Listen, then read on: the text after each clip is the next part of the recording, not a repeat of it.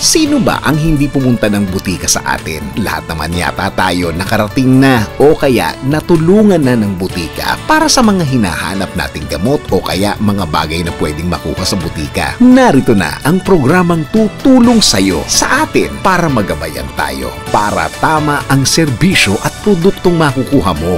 Ang Botika ni Tita. Kasama si Tita Maru Pahati Sarne. Kaagapay ang mga ekspertong magbibigay gabay sa mga gamot, supplement o kaya kahit na anong produktong pwedeng mabili sa loob ng butika. Kinig na sa DWIZ Manila, DWIZ News FM Nationwide at panoorin sa Aliw 23, DWIZ Facebook at YouTube. Magpagaling at magpa-healthy kasama ang Botika ni Tita. Kung ang pharmacist kayang bumasa ng sulat kamay ng doktor, ang inyong tita kaya magtanong sa doktor. Yung mga iniisip nyo pa lang, itinatanong na natin yan. Welcome po mga kaibigan dito sa Butika ni Tita. I am your Tita Maru Pahati Sarne. Ngayong araw na ito ang pag-usapan po natin ay tungkol sa nauuso ito. Nagpapabraces pero sa tabi-tabi nakakita na, 1,000 pesos lang. May braces ka na. Naniwala ka naman na ito ay pwede. Yan ay pag-usapan po natin. Naku, delikado kasi yan. At syempre, isa pong dentista ang ating mga kasama sa ating palatuntunan. Kaya dyan lang po kayo, huwag kayong aalis. Dito muna po tayo sa ating health capsule. Sa 4 na taong data mula sa piling cardiovascular studies, lumalabas na ang anti-obesity drug na semaglutide ay nagpakita ng improvement sa laki ng balakang ng mga pasyenteng may dati ng sakit sa ugat sa puso, overweight o obesity at walang diabetes. Ang mga participants sa pag-aaral ay nabawasan ng 10.2% ng body weight at 7.7 cm sa laki ng kanilang balakang makalipas ang 4 na taon, ayon sa findings na inilabas sa 2024 European Congress on Obesity at isinapublikong pag-aaral sa Nature Medicine.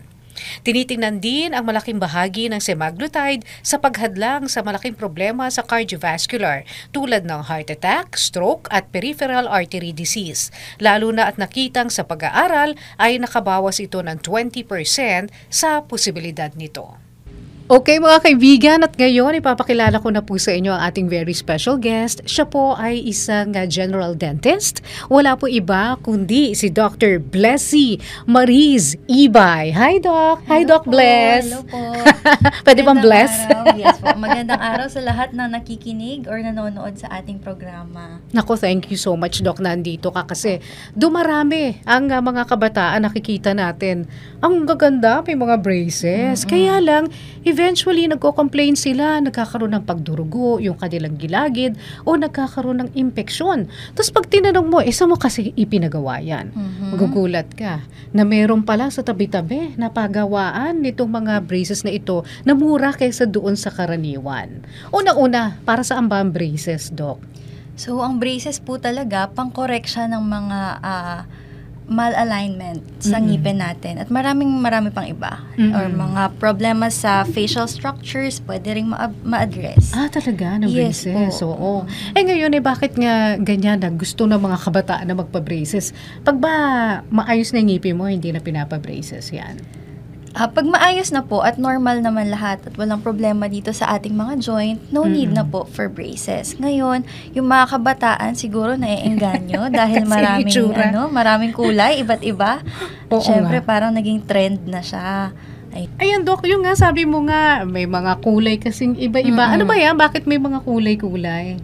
Talaga bang kasama yun sa pagpapagawa ngayon ng braces? Kasama naman siya kapag sa dentist talaga. Ang tawag po dito ay mga ligatize. Parte po siya talaga ng mga braces. So, talagang nilalagay lang siguro for aesthetic na din. Pero may purpose talaga siya. Used properly nga lang. So, dapat dentist talaga yung gagawa para hindi ma-jeopardize yung health ng yung oral health ng mga nagpapagawa. Kaya nga parang ang gusto kasi ng lahat meron na nakalagay dun sa ngipin nila kahit matino naman yung ngipin nila. Pero ang pinagkakaiba po noong dental technician tsaka dentist, Doc, ano ba? First of all, ang dentist po, nag-aral kami ng 6 years. Tapos, kapag naman mag-orthodontist ka, additional po yun ng 2 to 4 years. So, ganun kahaba yung kailangan namin pag-aralan para makapag-treat ng patient. So, ang technicians po talaga, mga licensed technicians, sila po ang mga gumagawa ng mga dentures natin, ganun. So, hindi po dapat sila maghawak ng patients. Kapag mga patients, sa dentist po yun, pag yung mga kailangan nating appliance or mga dentures, retainers, mga technicians po yung gagawa nun. Pero, lahat ng patients dapat sa dentist muna dumiretso.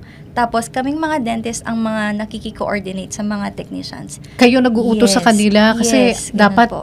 Kayo ang nagsasabi ng mga sukat, ng diba? Instructions po, lahat sa dentist po. Ano usually ang pinagbabatayan tungkol sa paglalagay ng braces?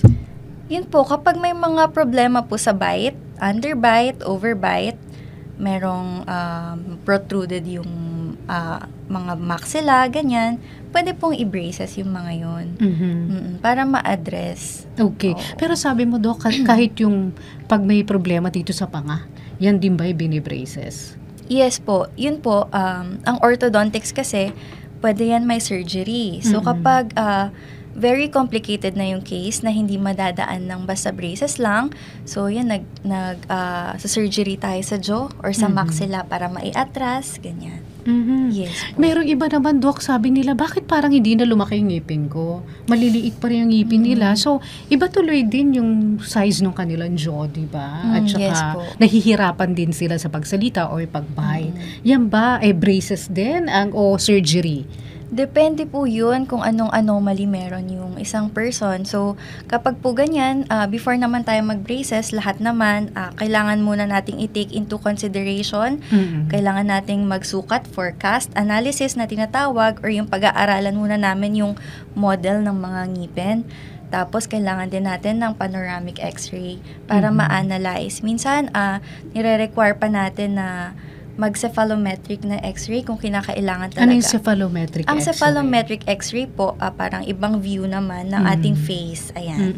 Para mas mapag-aralan ng mga dentist yung case mo. So, hindi siya one day agad na punta ka sa ganito, sa clinic, then install agad. It's not like that po. Kailangan munang pag-aralan ng mga dentist yung inyong case before treating you para makapag-create tayo ng tamang treatment plan. So, hindi pwede talaga sa isang dental technician, kahit na sinabi ni dental technician na ako rin naman gumagawa niya ng mga pustiso. Yes. Oo, hindi Very pwede. wrong po. Oo.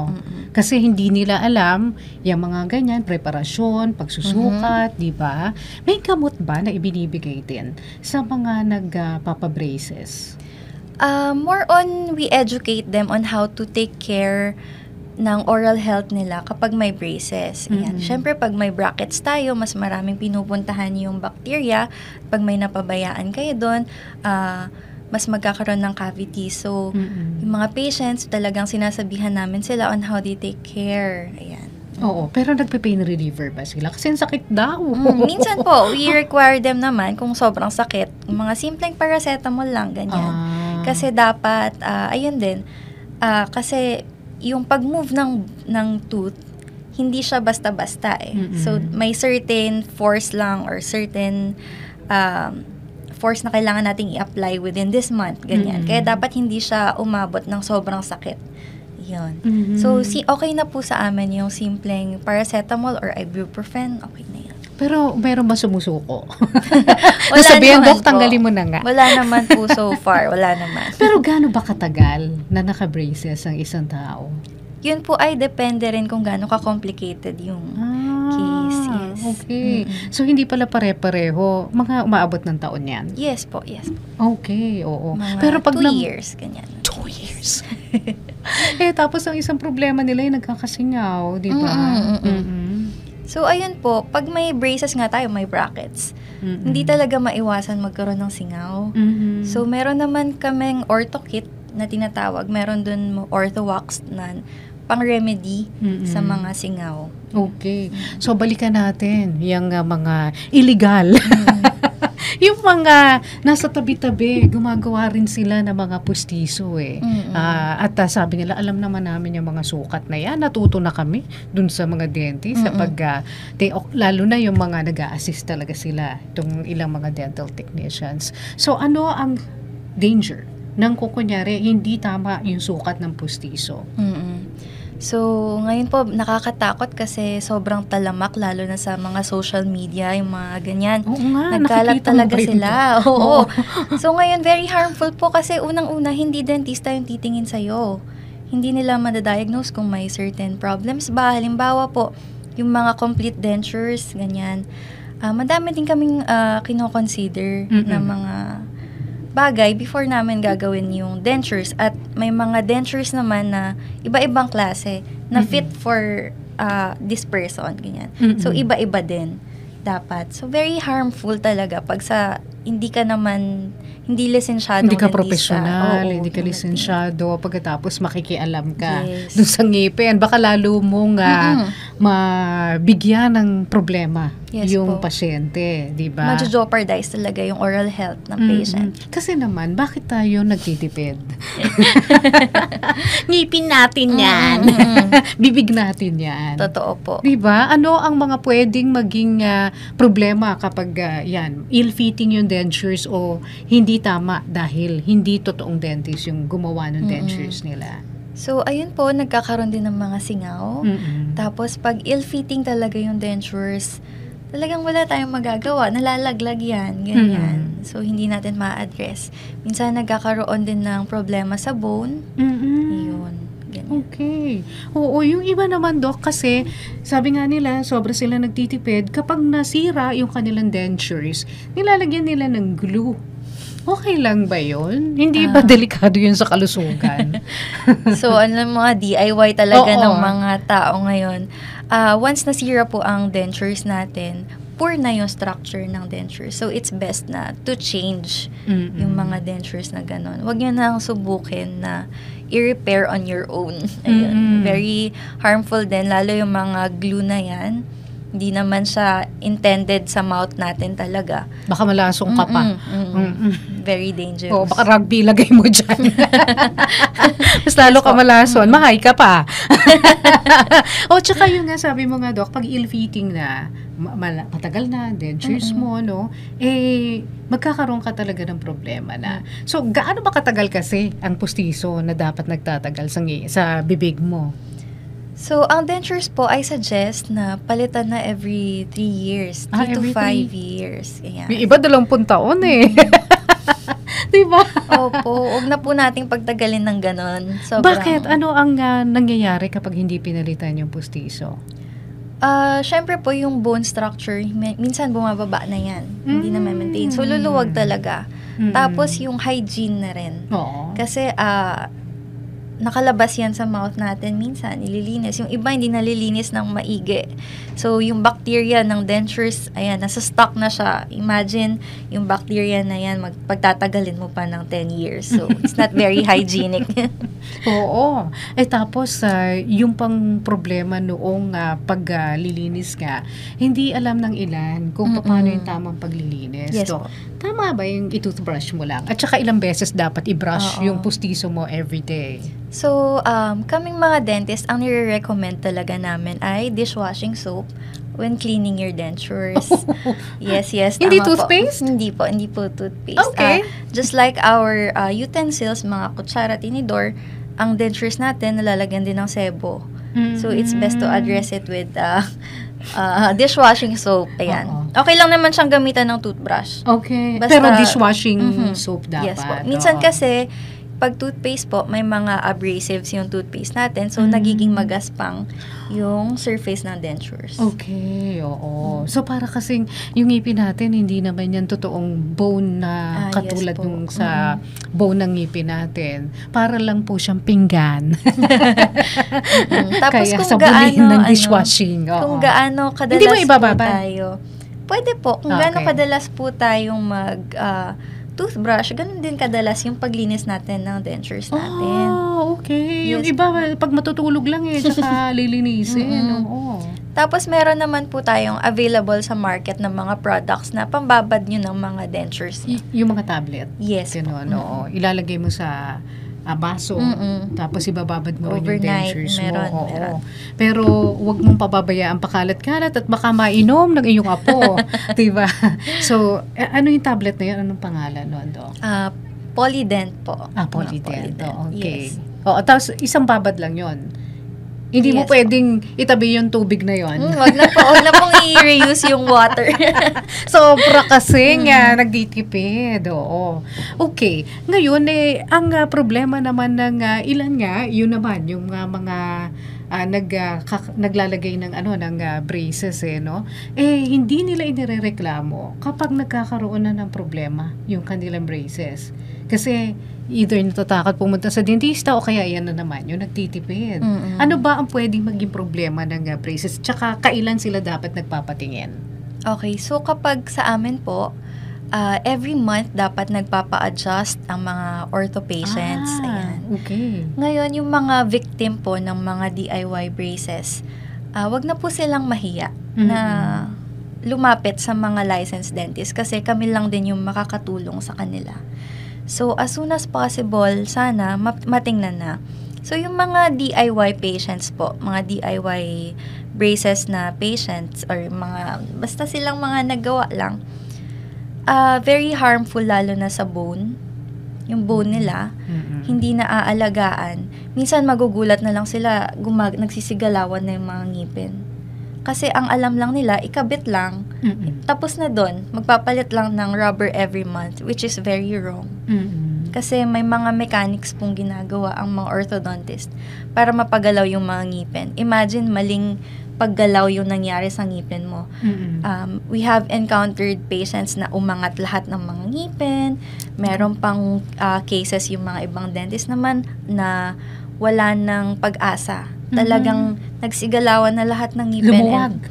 Binunot na po lahat ng teeth. Oh my goodness. Very dangerous. Oo, akala mo maganda ka ha. Yang nakamura ka at gumanda ka pero yung pala ikakapangit mo lalo. Yes po. At saka yun nga, mahirap ang walang ngipin. Wala kang pangkagat, 'di ba? Ng iyong pagkain. So, at saka yung bumabaksak yung mukha, Yes 'di ba? po. Yung kapag wala na yung mga buto-buto dun sa iyong bibig. Yes. Anyway, mamaya pag-usapan naman natin sino bang nangangailangan ng pustiso? Bakit dapat magpustiso? At kapag ba isa lang o kaya bagang ang nawala sa'yo, kailangan pa bang palitan mo yan? Yan po ay sa pagbabalik ng Butika ni Tita. Para sulit sa gastos at sa kalidad na katulad ng branded, kapag may reseta ang doktor, piliin ang Rhea Generics. Hindi po pare-pareho ang mga generics. Nakipag-partner ang Rhea Generics sa mga malalaking pharmaceutical companies sa mundo para gumawa ng mga world-class na mga gamot sa parehong pasilidad at bansa kung saan din mismo ginagawa ang kanilang mga kilalang branded medicines. Kaya pareho po ang bisa at kalidad pero sa abot kayang halaga. Ang Rhea Generics po ay gawa ng Pfizer, Viatris, Sanofi, GSK, Otsuka, Merck, Fresenius Kabi, AstraZeneca, OEP Philippines, Lundbeck at Boehringer Ingelheim. Magpakonsulta at kapag may reseta ang doktor, piliin ang Rhea Generics. Dalhin lang po ang mga reseta sa Mercury Drug. Rhea Generics, tunay na world-class ang kalidad sa abot kayang halaga. If symptoms persist, consult your doctor. Butika ni Tita. Okay, balik po tayo dito sa Butika ni Tita. At ngayon, ang itatanong naman po natin kay Doc ay tungkol dito sa pagpupustiso. Sino ba ang nangangailangan ng pustiso, Doc? Kailangan ba bungi ka sa harapan para lang magpupustiso ka? So, kapag may nawawala na po tayong ngipin, isa man yan o dalawa o higit pa, kailangan mo na ng pustiso. Yan. So, hindi, porque sabi nila kasi ito lang daw harap, kasi yun lang na may nakikita. Mali po yun. Okay. Okay? Hindi dahil harap lang yung nakikita, hindi na natin pagtutuunan ng pansin yung mga nasa likod. They require the same amount of attention. Ay, ganun, oo. Yes po. So, ibig sabihin kahit bagang yun nawala sa'yo? Yes po, kahit isa lang. Ayan. Pupustisuhin mo rin? Bakit Yes po. naman, Dok, di ko naman kailangan yan. Meron ako iba pang ngipin dun sa likod. Okay. Kasi pag hindi natin nalagyan ng dentures yung mga missing na ngipin, yung mga nawawala, pwedeng bumagsak yung facial structures natin. Oh. Pwede ring mag-supra-erupt na tinatawag yung mga nasa taas ng ngipin. Ibig sabihin, lalabas na lang siya bigla or bigla na lang siyang gagalaw dahil wala siyang kauntugan sa baba ng ngipin. Oh, so Ayan. kailangan pala may ka-partner siya Yes lagi. po, laging may Oo. partner dapat. Okay. So, paano yung ilalagay yung pustiso na yun? Kung Okay. kunyari na doon sa bagang na area. So, meron tayong iba't ibang klase po ng dentures. Meron tayong fixed bridge na tinatawag or yung mga fixed na dentures. So, yun po yung mga cemented or hindi siya natatanggal. Bale, case-to-case basis din yun kung kailan siya indicated. Meron din naman yung mga removable. Ngayon, ang dami-dami ng available na materials na magaganda. So, wag na kayong mag-hesitate magpagawa ng dentures kahit isang piraso lang yung nawawala.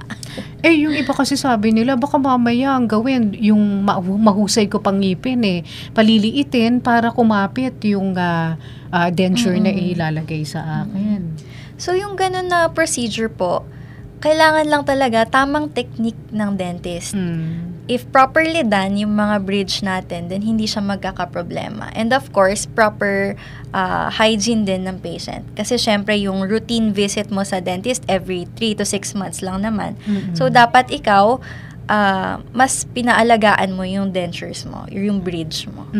So, yung iba kasi dito rin nawawalan ng yung pagkatapos ng pangil, di ba? At sabi nila hindi naman makita pag nag-smile ako Okay lang ba 'yun? O kailangan din niya may kauntugan? Kailangan din po talaga may kauntugan. If ganun po, minsan din nagko-collapse nga yung bite natin. Nawawalan ka ng facial, yung muscles mo dito bumababa. Tapos nagkakaproblema yung joint natin dito, which is the TMJ. Oh. So, pwede ka magkaroon ng temporomandibular joint problem? Yes po. Dahil Dahil lang sa ngipin na nabunot. nawala? Yes. Talaga? So, kahit anong edad, basta mawala na yung ngipin na yon. Syempre yung kahit mga isa. bata, hindi pa naman sila counted. Kapag sa mga permanent na ngipin na, pag may isang nawala, palitan na agad. Okay. Pero magkano ba kasi ang pustiso ngayon, Dok? Kung kunyari isa lang. Anong Regulated, regulated tayo ng Philippine Dental Association. So, lahat ng presyo natin naka-standard po. Oh, okay. So, meron bang mga uri ng pustiso? Katulad ng mga jacket, kasi may mga uri din yung Yes jacket, po. di ba? Oo. So, may uri ba ang pustiso? Yes po. Ayun nga, meron tayong mga fixed na dentures, yung FPD na tinatawag natin. So, ayan, may mga materials tayo. Kung familiar po kayo yung porcelain fused to metal, yung may metal inside, which is very old na technique dati pa ginagawa. Ngayon naman, meron tayong zirconia na tinatawag, which is the top of the line, I think, of So, the parang material jacket din available. pala, oo. Yes po, jacket din po. Ganun din. Same Okay. technique po. Ang naiba lang, yung material. At saka buo siya. Pag inilagay sa'yo, hindi yung sinusuot lang dun sa ngipin mo. Oo. Okay. So, bawat matanggal, papustisuhan na yan. Yes po. Gaano katagal yung pustiso na papalitan? Ayun, Oo. 2 to 3 years po palitan na. Wow. Pero kapag yung mga fixed po, Oo. yung mga fixed, hanggat walang problema, it's okay. Hindi na natin kailangan palitan. I-maintain na natin siya. Hanggat walang leak or hindi naman nagkakaproblema, kung intact pa naman yung ngipin, hindi na kailangan palitan. Pero pag yung mga removable po, ayun, kailangan nating palitan. Kasi minsan lumuluwag yan. Ayun na nga Bakit lumuluwag? Ano nangyari? Yung bang gilagid mo ang Yes po. lumiliit? Oo. Yung bone support natin is bumababa as time passes. Kasi imagine, imbes na ngipin na natural yung ginagamit natin panguya, may dentures na nakapatong, tapos yung forces din, napupush down yung ating mga bone. So, later on, nagkakaproblema sa fit. Ayun nga, yung problema din sa fit. Kasi sabi nung iba, kaya ayaw nilang palitan yung kanilang pustiso. Nasanay na sila dun sa fit na yun Tapos pag pinalitan daw, parang bigla nag-iiba yung bite nila, ganyan. O parang lumalaki yung ngipin na ibinigay sa kanilang bago. So everything new naman ay nakakapanibago talaga. What's important is that kapag magpapagawa tayo sa mga clinic, meron po kasi kaming tinatawag na trial fitting. So doon namin isusukat sa patient, titingnan namin kung tama na yung bite, kung okay na sa kanila yung pagkaka-arrange ng mga ngipin. So ganun, before namin siya i-process, we need the approval of patient. Para yung tamang magawa, okay sa patient. Oo. Parehas na approve ng patient and the dentist. Paano kung kunyari hindi pa rin nag-fit? Meron bang paraan para maiayos pa yon? May babawasan ba doon sa bite na yon? Kung sa dentures po yung problem, yes, pwede nating i-reline na tinatawag para talagang mag-fit siya. Pero kapag nasa bone structure na po ng patients, minsan kailangan na nating implant or bone graft para magkaroon man lang ng kakapitan yung mga dentures natin. Yan bang implant na yan, Doc, yun yung ini-screw? Yes po, yes, screw. And it is more expensive than the regular false teeth. Yes po. Oo. Tapos yung bone graft, ano yan? Iba pa yan? Yung bone graft po, kailangan madagdagan natin ng extra density yung bone mo para makapitan ng implant na yan. Minsan kasi sobrang baba na nung bone. Ano yung lalagyan natin ng implant, di ba? So, kaya hindi kumakabit yung false teeth. Kailangan din nating maglagay ng konting bone.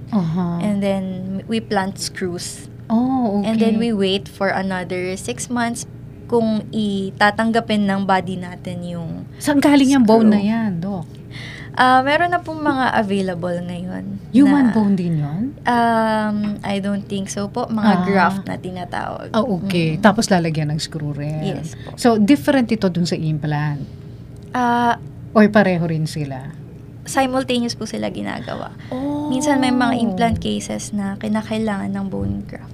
Okay. Pero meron namang hindi na. Kung matibay yung bone mo dun sa loob. Katulad naman pag may immediate implant tayong tinatawag, halimbawa kapag may sirang ngipin na, papabunot na nila, and then they decide na idiretso na for implant, then there's no need to put bone.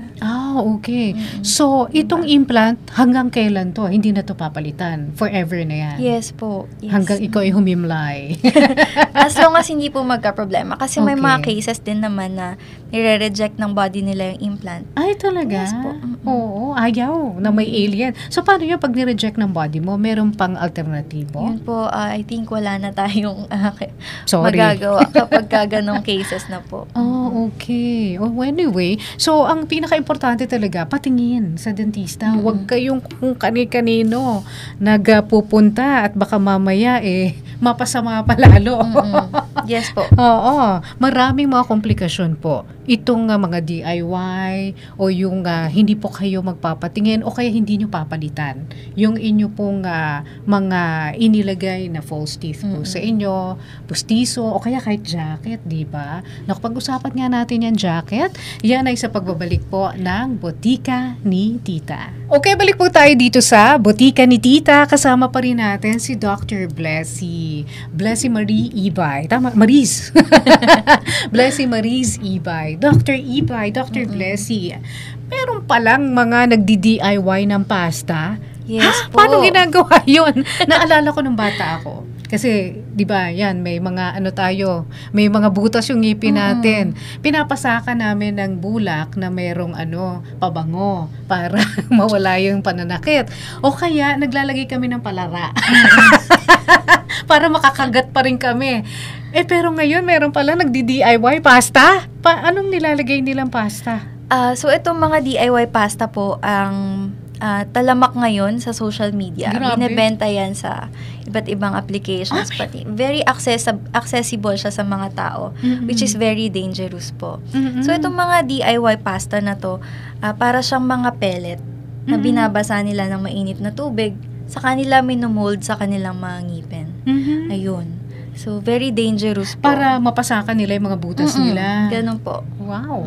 Ano yung pellet na yun? Ano ba yan? FDA approved ba yung mga It's yan? not FDA approved po. Very dangerous siya. Kaya nagkakaproblema, nilalagay nila, minsan hindi na nila matanggal. Then they ask the dentist to pull it na lang. Minsan At lalo sumasakit yung ngipin. Oo.